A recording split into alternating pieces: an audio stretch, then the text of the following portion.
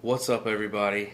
I guess first of all, I just want to start this video off by saying that please pray for Newnan. Um, we were hit hard by a tornado last Thursday night. It's technically Friday morning, very, very early. It was right after midnight. I mean, right after midnight, and it was over by 12:30, 12:40 a.m. It was definitely one of the scariest things that I've been through. Um, but so many people got it so bad, guys. So many houses destroyed, so many things lost. Um, an individual lost his life. He had a medical emergency and no one could get to him because of the storm. So please just continue to pray for that family as well. Just pray for Newnan, Georgia as a whole, guys, because we need prayers. And if you're in the area, we need help to rebuild and recover.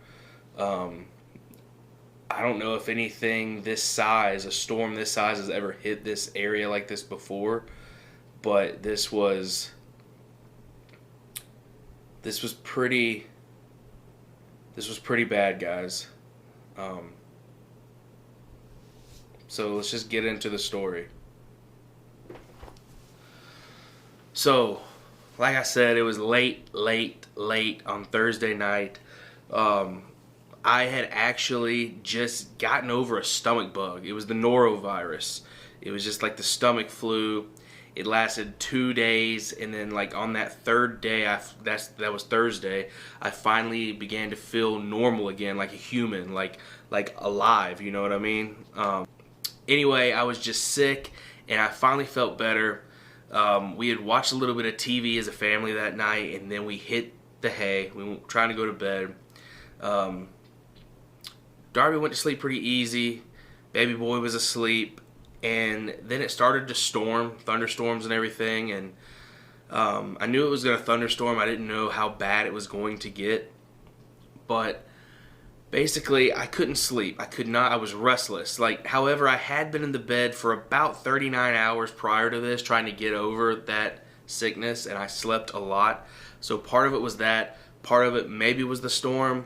My shoulder hurt. I couldn't get comfortable. It was hot. I couldn't do anything. And then I just heard something say, "Have faith. Have faith, Gavin." And, I sat up in bed.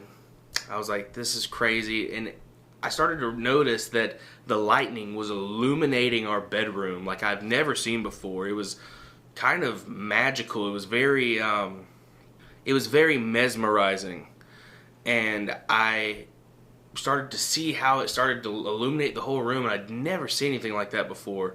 And I walked into our bathroom, in the bathroom window, and the light was just coming through just almost constantly, as if someone was shining like a black light or something and barely flickering it through our window. And I was like, man, this is wild. And I looked through the blinds, and I looked directly up into the sky, and all you could see was just flash, flash, flash, flash, flash, flash, flash, flash, and out of the clouds. You couldn't see one direct strike of lightning. It was too thick. It was too cloudy, but just light, light, light, light, and it was insane. I'd never seen anything quite like it. I began to think, Gavin, I should not be testing this storm right now by staring up into it with lightning coming down. I took a step back, and as I began to step back, I heard a whistle. And even now, I don't know if it was the sirens beginning to go off in town or if it was the wind whistling. But it was something, it sounded like the wind whistling and whipping, and it's something I've never heard before. I immediately turned around, I ran into the bedroom, and I said, "Darby, check your phone, check your phone." She wakes up, checks her phone. She says, "There's nothing here. We're still under a watch. We're under a watch." All of a sudden, on my Galaxy, bam, bam, bam, bam, seek shelter now alert.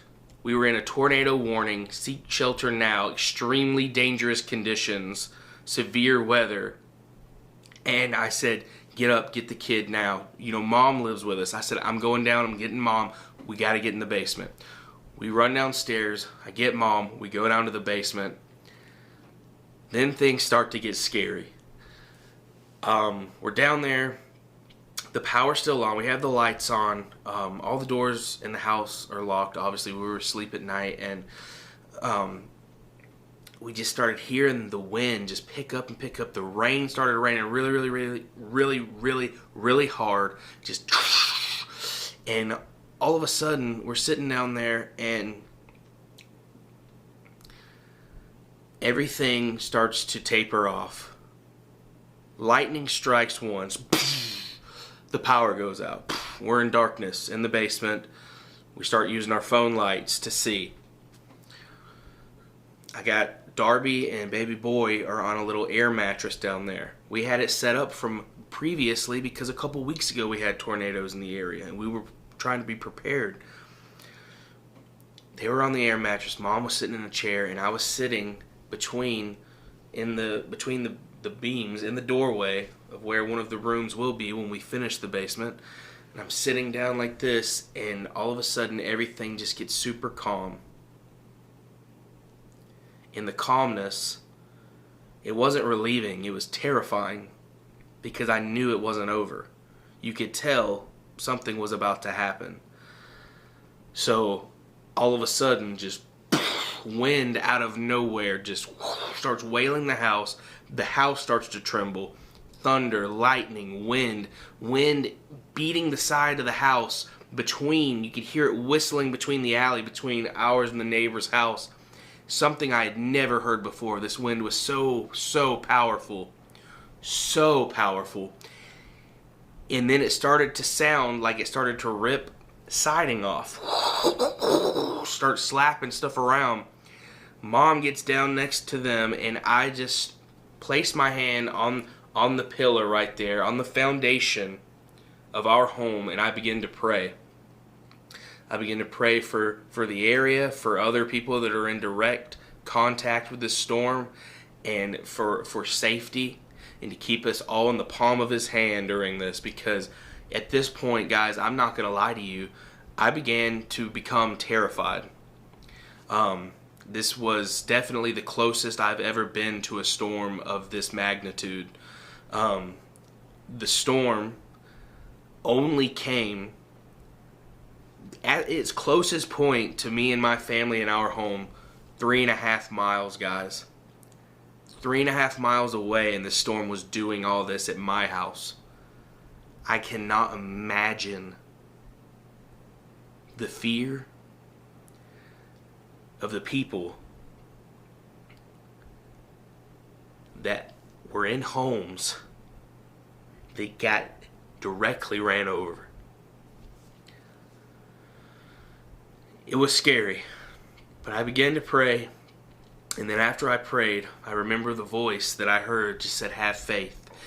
And as brave as I was trying to be, I was still scared, but I was trying to be brave for my family and think about and really try to strategically plan, you know, if something were to happen in a split second, the wall starts to cave in or something starts to break through the house in any which way, wind, a tree, or whatever, how I'm going to lay on my family in the best position to keep them all as safe as possible. And there's so many things going in and out of your mind, and you are scared because you've never been through anything like this before. And it was wild. It was a wild ride, and it only lasted about 3 to 5 minutes, all of it. We were in the basement for about 35 minutes, and that's when we started checking the phone. After all that wind and whipping finally stopped and the house shaking, all that finally stopped, we started trying to check phones again, checking everything, and the power upstairs kicked back on, but the breaker downstairs didn't flip for the basement, so we were still in the dark. We were able to fix that, and then we had power again, and then all of a sudden we checked and refreshed, and all of a sudden we're in a watch again instead of a warning. And I finally got to the storm tracker, and it was just moving out of Newnan and towards Fayetteville. And so, you know, at that moment, we're starting to realize maybe, hopefully, this thing is over. We began to gather ourselves, gather our composure, get back upstairs, and try to watch the news, try to see exactly what's going on. And basically, that's when it kind of started to turn into, you know, it almost seems selfish to say, you know, thank you, like thank the Lord that we didn't get hit, you know. But then you really start to realize we didn't get hit, but someone else out there did. And guys, you know, all we could do for them at that point was pray and hope that nobody was hurt. You know, we were very blessed that there was only one casualty of this whole thing, and that there could have been and probably should have been a lot more by the size of this storm and the way it ripped through these homes. But God was watching over us as a whole, I think, and as a town, and I think that something great's going to come out of this, of all coming together to help and clean up and rebuild and uplift and raise the money to fix the things that can be fixed. We can't bring people back to life, but we can rebuild this city. It was wild, guys, and in the aftermath, we finally started to try to lay down back in bed where it all started and try to settle down. And finally, I get a phone call saying that we don't have power at the store that I work at, and they need me to come in. And so, you know, I want to check the weather, make sure there's no other storms rushing through. I don't want to leave my family, but I, you know, immediately you go to what can I do first to help in the grand scheme of all this. And so I was like, you know what, my big manager messaged me. He says, you know, if you can make it safely out of your neighborhood, if your family's fine and you can make it to the store safely, try to, because the store's out of power and there's a lot of work to be done. And we had to get there and make sure that all the stuff that is in cold temperatured cases, meaning seafood, meats, cheeses, all the deli items, everything, milk, eggs, everything's taken care of, put back in coolers, put back in freezers, because we were out of power at that store for 10, 11 hours before we finally got power back up. And thank goodness the efforts of people that came that night were able to salvage almost all of the product. And I think that helped in a huge way, because we knew that the people that weren't going to be able to go out and buy groceries for themselves the next day, because they were going to have to clean trees off their houses, and their cars were destroyed, and maybe their house was even destroyed, or maybe, you know, like they were planning a funeral, and we had people that were going to be out buying food for them and trying to help them buy food and supplies. And I think that, you know, we were able to salvage a lot of product to help people. I hope that's what we were able to do. But guys, it's going to be a time of rebuilding for sure, restructure, and just coming together as God's children and doing hard work together, building character and rebuilding this town that we love. That was just my personal experience, and the truth in the storm is that God was watching us no matter what.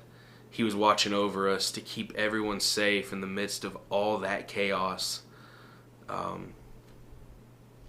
But it is sad, and it's sad to see, and it's sad for every single family that's going through this loss, that they have lost property, they've damaged their home, and everything within it has been damaged and destroyed.